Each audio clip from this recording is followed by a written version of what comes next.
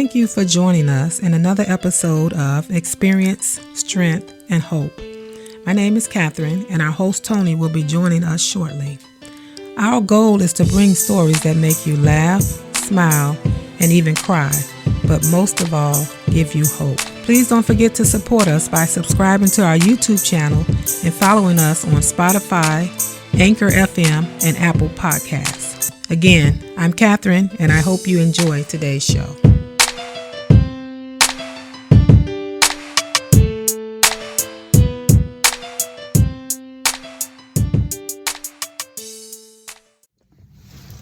Hey, what's going on?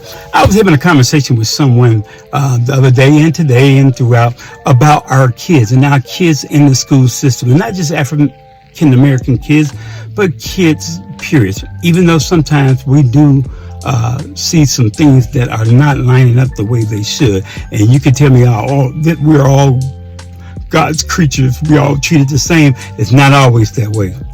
Let me just tell you that. You won't know until you've been in the skin that I'm in and experienced the thing that I've experienced or seen it the way that I've seen it. I don't care if you're standing next to me. I know. That's not even what I'm here to talk about. Okay? But what I'm here to talk about is that for your children in school, when it comes to certain behaviors that they say that they're displaying in certain way, they do these things sometimes for a reason, and sometimes it's things that are happening that they may not want you to know. But advocate for your kids for everything in school, and listen when it comes to them getting suspensions or behavior problems, fighting, anything. If your kid even was in suspended fight, go there, go to the meeting. Don't just send them back to school. Okay, after 3 days they can go back. Find out what the problem is. Dig deeper. And there's nothing wrong with finding out. There's nothing wrong with wanting to know the facts. They just say, oh, he's just a picky parent, or you're just trying to start commotion and ruffle feathers. I'm going to ruffle some feathers. Okay? Because this is my child. Okay? I remember once when my daughter, she got suspended. And you guys know how I was working at the school then. This was years ago, back in 2000, early 2000. Maybe a little bit later. Not suspended. They wanted to send her home. They were about to suspend her because that girl was something else. And they called me to the office. I don't work at the school. Mr. Tim, can you come to the office?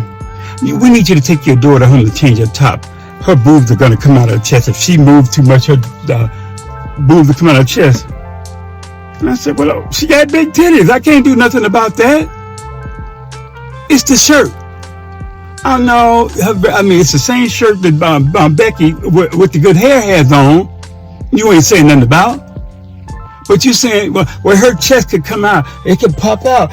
What would have happened if she pulled her shirt down? So I said, what happened if I unzip my zipper? Something would pop out. That don't mean I'm going to do it. It's the chances that what if is what we're talking about. Y'all might say, oh, he's got, but that's what I said. I said, don't give me what if. What if she pulled her chest down? What if she unzipped the coat? Because I had said, well, she'll just zip her jacket up the other day. They said, well, what if she unzipped it? And I said, well, what if I unzip my zipper? I'm not saying I'm going to do it. But yeah, something would pop out. So we're telling her, don't unzip it. I said, don't unzip your shirt. She said, okay, she won't unzip it. So don't come to me with these wonders because you being nitpicky. What could happen? My grandson, when he was in school, they were trying to label him with a learning disability because he couldn't hear. He wanted to be sitting in this part of the class, so they had to sit him. He couldn't hear when they were talking loud, couldn't hear. And they said, well, can you put him up here? Put him on 504, put him on IEP. We had a problem with that. We put him on this IEP, you're going to go by what it is. They said, well, IEP, you want to label it as a learning disability. I said, he doesn't have a learning disability. He can't hear. Put your finger in one ear. Y'all do that right now. Or do it around a lot of noise. That monotone. You don't know what's going on. It's distracting. It's confusing. That's what the doctor, when we took to the doctor, they had us do. And I learned more by putting my finger in my ear and being around. I said, that's what he's experiencing. We fought for that. They started doing it right. Boy ain't never failed a class. I don't know if he even got a C. Very successful. Very smart. But you gotta fight for him. What if I just would have said, okay, all right. Then one day he's sitting in the class with two other people acting out because he ain't supposed to be there. A lot of these times they put these kids in these special classes. But I worked in the school district too. There's nothing wrong with them. They fighting every day. So they like to fight like this. But what is the problem? Let's get to the root of the problem. What is causing this behavior? What is the root of this behavior? It's not like they just want to come to school and fight. Just like with things at home. It could be things at home. They always say, oh, it's a problem. Must be mom's mom a drinker. If dad on drugs, dad's in prison, right? No, it ain't that, just that. Maybe some of the things you doing in the class, too. This is not the down teacher. I love teachers. Like I said, I work there. I've been working in the field with kids, in mental health field, for 18 years, going on 19 years. Over 20 years of working with children in education, in mental health. So it's not always about what you achieved in school, but what what you've experienced too. Not just about my degrees, but what have you experienced? You got these kids in middle school, and they tell me middle school is the worst age, and I was saying that. I'm gonna quit saying that. It's exhibiting a lot of behavior. Exhibits like behavior that's fast and wild. They're going through a lot of things. They transition.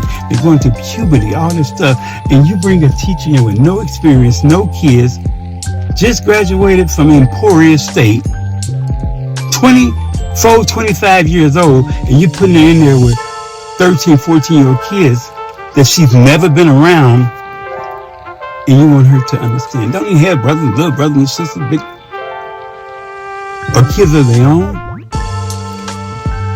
and you're wondering why she feels threatened when this kid is acting out, or they feel this kid is going through so much at home, we need to get DCF involved. No, you just don't know the kid.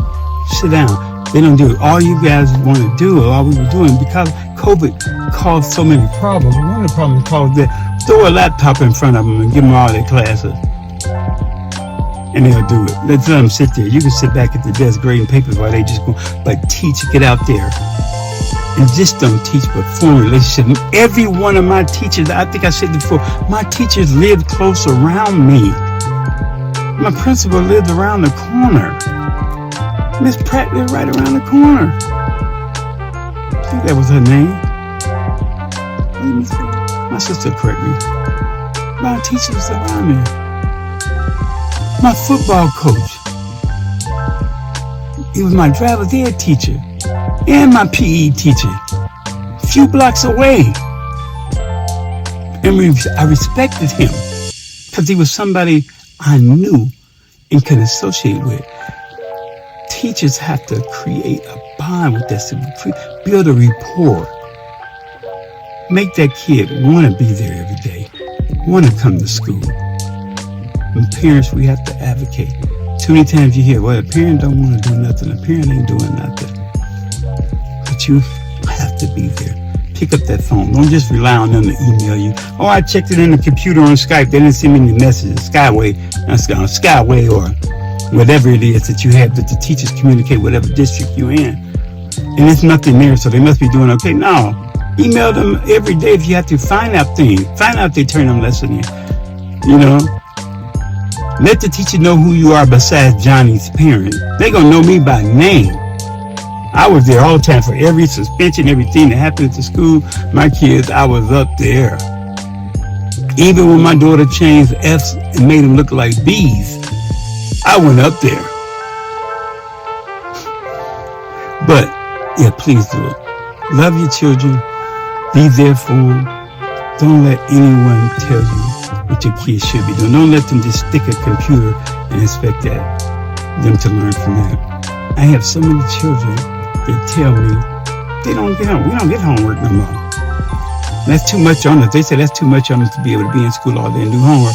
It wasn't for me. And you got a computer, you got an internet, you got AI. You can make up a essay. Let the internet make it up for you. We had to go to the library, get them books, them old heavy encyclopedias, dictionaries, reading this stuff. We didn't have the internet. We had to go research, talk to people. That was our homework. You go around town and gather this information. And so make your kids learn. Don't just depend on that computer that they throw in with the lessons already assigned there. The lesson plan is in there. The books are in there. They don't have books to carry home in the book bag. Everything's loaded in the computer, which is good, fine, and dandy. I appreciate that. But make sure you're there, the parent, and helping them to put forth that effort to even learn more. Why just go about what they have? Learn more about it. I ask kids, I have kids try. I say, hey, we're doing your treatment plan. I need you to sign your name. Huh? You mean like my initial? No, I want you to sign your name. You mean like on what? Like a check. They don't teach you that no more, how to write a check. You teach you how to use an ATM card or a cash app. But don't know how to sign your name. Okay, I'll print it. Okay, cool. The basic things that we knew, for even not just writing cursive, but little things that you as parents are going to have to teach them.